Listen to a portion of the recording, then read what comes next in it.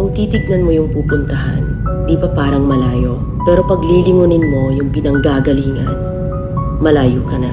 Hindi mo malalaman kung hindi ka susubok. Ang buhay ay isang malaking sugal.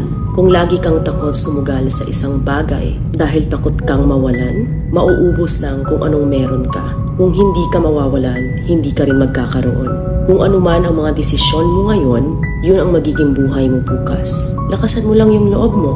Dahil ang mundong to, aapakan lang ang mga mahihina. Ibangon mo palagi ang sarili mo. Balang araw, magugulat ka na lang na ang layo na pala ng narating mo. Kahit mabagal ang progress, basta may usad at kumikilos ka, okay na yan. Wala tayong magagawa. Ganyan talaga ang proseso ng buhay. Lahat tayo nakakaranas ng hirap. Hindi natin alam kung hanggang kailan tayo dito sa mundo. Kaya mas piliin mo maging mabuting tao. Ang pinakayaman na maituturing natin sa sarili ay ang ating mga pangarap. Kapag handa kang abutin yung mga pangarap mo, hinding-hindi ka maghihirap.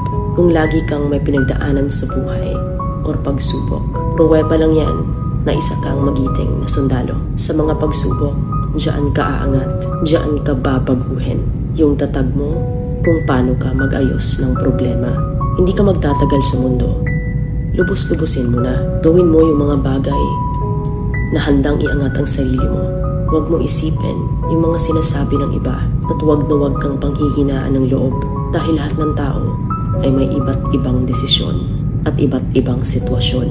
Huwag ka lang mawala ng pag-asa. Hindi mo naman kailangan madaliin lahat. May proseso ang bawat ganap mo sa buhay. Alam mo kung ano yung nakakapagod? Ang palaging patunayan ang sarili mo sa ibang tao.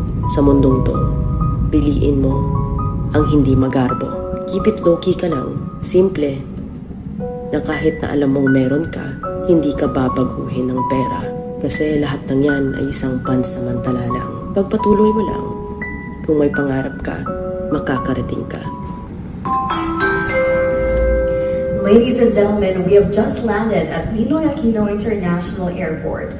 Philippine Airlines welcomes you to Manila. For your safety, please remain seated with your seatbelt fastened until the fasten seatbelt sign has been switched off.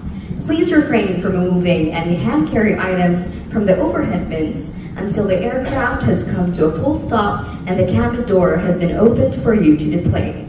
On behalf of the Philippine Airlines flight deck and cabin crew, we would like to thank you for flying with us. It was a pleasure to have you on board, and we hope to see you again soon in one of your future flights. Once again, from Asia's sunniest and the heart of the Filipino, mabuhay!